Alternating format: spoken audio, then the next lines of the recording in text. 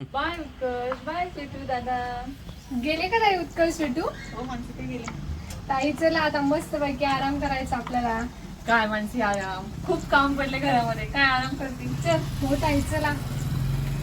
सगळ्यांना असं वाटतं की मुलं शाळेमध्ये गेल्यावर बाईंना हा निवांत वेळ भेटतो, पण तसं काहीच नसतं. बायकांना तर खूप कामं असतात आणि तशीच आमची कामं खूप पडली आहेत. तर चला ती करून घेऊयात.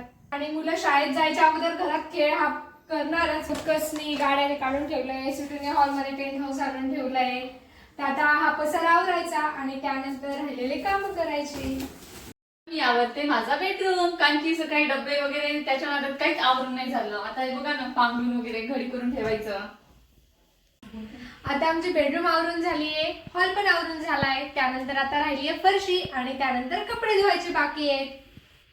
मानसी हे सगळं काम आवरेपर्यंत मुलं सुद्धा घरी येतील, मग कसला आराम. फ्रेंड्स, तुम्ही सुद्धा मुलं शाळेत गेल्यावर असंच काम करतात का? नक्कीच कमेंट बॉक्स मध्ये कमेंट करून सांगा. Bye bye.